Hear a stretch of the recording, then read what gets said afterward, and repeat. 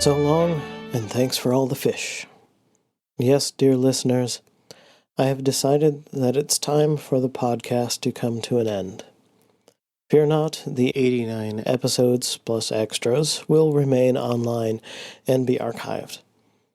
I'll also post a link for you to download all the shows in one batch if you want to save and share them.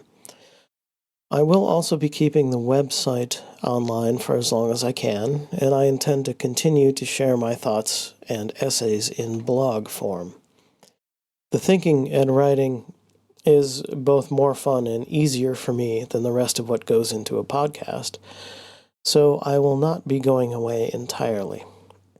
I really wanted to make it to 100 shows, but if there's anything I've learned in my almost 42 years, I know when my heart's not in it, and I should step away. It would be a disservice to you, dear listeners, to slog on for the sake of a 3-digit number. In part, I need a break, mostly from social media, but in general as well. I want to be away from organized anything, no groups larger than 2. I am not nearly as strong as many of the people I admire, and I am very sensitive to the hate and vitriol and plain stupidity so present now everywhere online. I know it's not all that way, but I am worn down, and those messages penetrate what little mental armor I have left. I've always been sensitive to the mood and feelings of my surroundings, so really Twitter is a bad place for me, even if I try to shut out the noise. And I cannot express enough my admiration for the people who've done this kind of thing for many more years than I have. When I started this podcast, I had several goals in mind. For one, I wanted to learn more about the fascinating topics of science and futurism that I have always been interested in, but only knew at a mostly surface level. I also wanted to try, in my own small way, to foster more long-term thinking.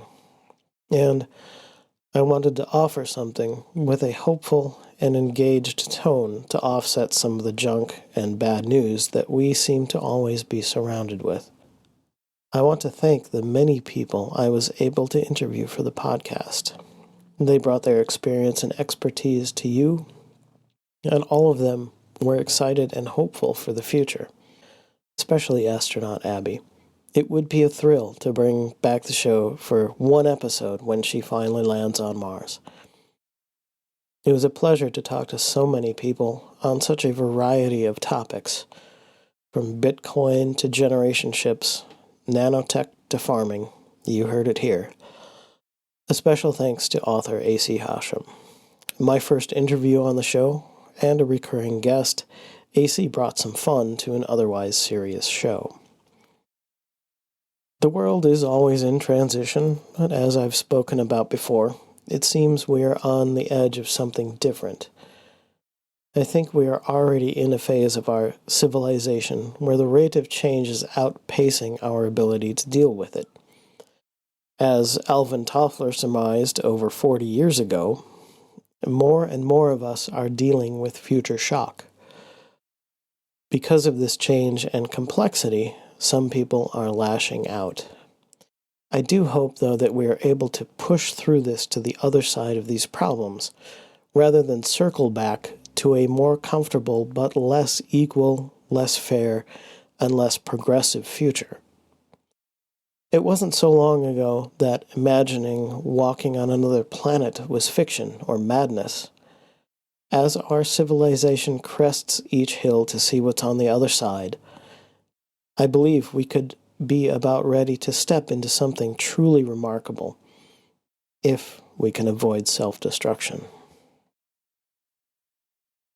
Oddly, even though I tried to present hopeful messages, and so many of the people I had the privilege to interview offered hope, I hold none for myself.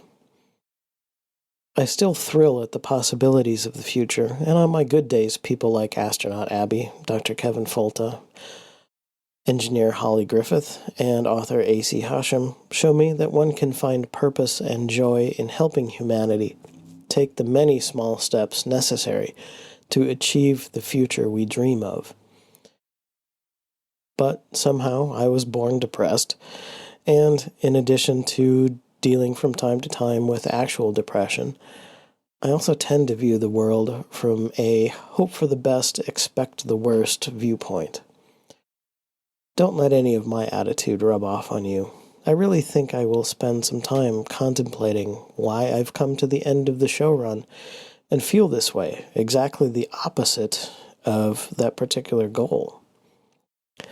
But if I have inspired you to look hopefully to the future and have been able to offer you resources and people to watch for in this quest, then I have succeeded, and that is good enough for me.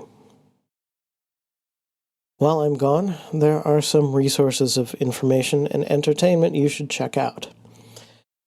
There will be links in the show notes for all these, so you can just Google them or go to the show page and click on them.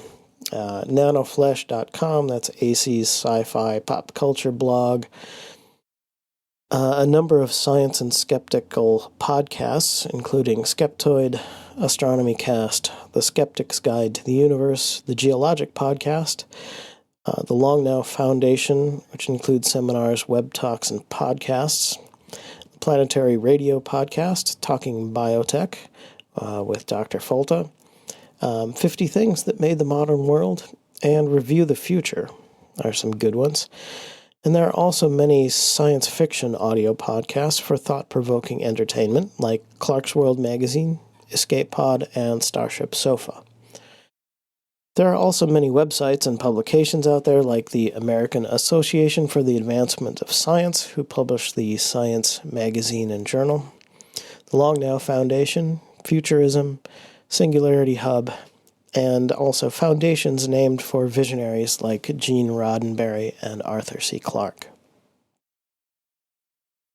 I didn't list any history resources, but I think in your quest to keep learning, studying history is essential and often overlooked. The books, podcasts, and websites are out there. While dreaming of the future, be sure you don't neglect the past. It is quite possible that lessons from the past can inform your path forward. At the very least, it might prevent you from unnecessarily reinventing the wheel.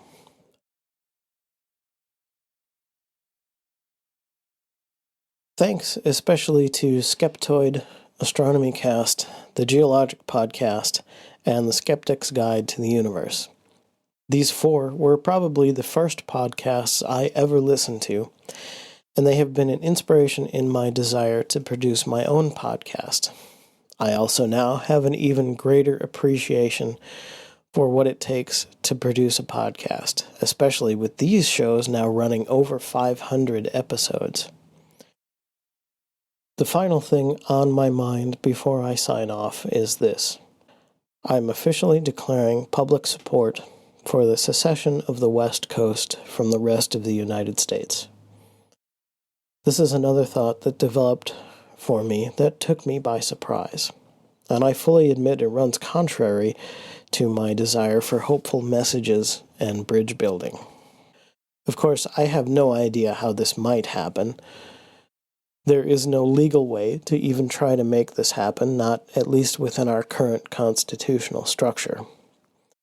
But over the course of the podcast and over the past few years of politics in this country, I now believe that some differences are intractable, and we are wasting time trying to find middle ground where there is none.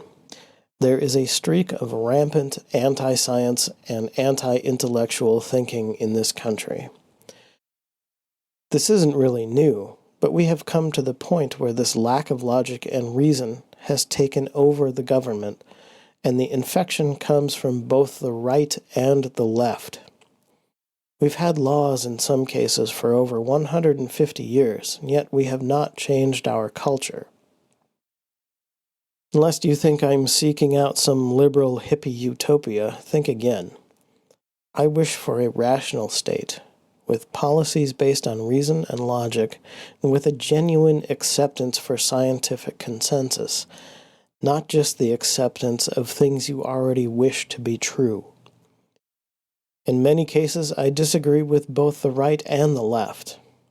And science is not perfect, but it is always refining, growing, adapting, and I think the mindset of a scientist offers the best way forward in the long run.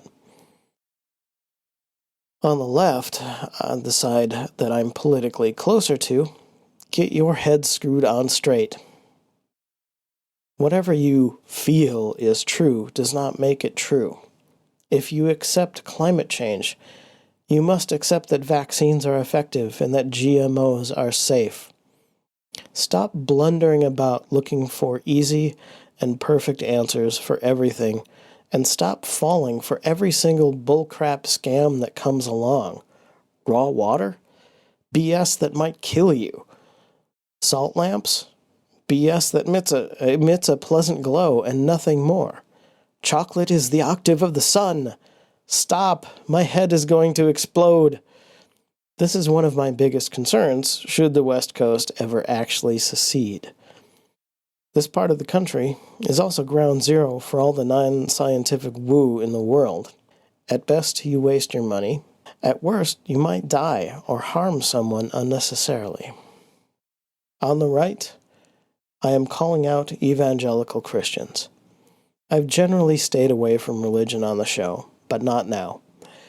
There is a large group of people in this country who will do anything to enact a theocracy based on the Old Testament. They do not follow the teachings of Jesus. They seem narrowly focused on hating the LGBTQ community and would like nothing more than to return to a time when white men controlled everything and women shut up and made babies. It's really very backwards and despicable. I'm also calling out conservatives who claim some sort of libertarian attitude. Maybe in a perfect world, libertarianism could work, but our country is too large for such an everyone-for-themselves approach. Yes, one could certainly argue that corporations run our government already, but in a libertarian world, the power would not go to the states and local governments, but wholly to those corporations. Because for at least several decades now, we have had a government driven by money, not voters. Pollution does not stop at state borders. The economy is global, whether you like it or not. Imperfect as it is, we need a strong central government. Conservative political parties have also become a haven for racists and neo-Nazis, and this should be very concerning to everyone. It's beyond time for these attitudes to die out. And on whatever side people like flat earthers and chemtrail believers think they are, stop it. I can't take any more. You are an extreme example of people beyond desperate for easy answers who want to blame someone else for whatever your problem is.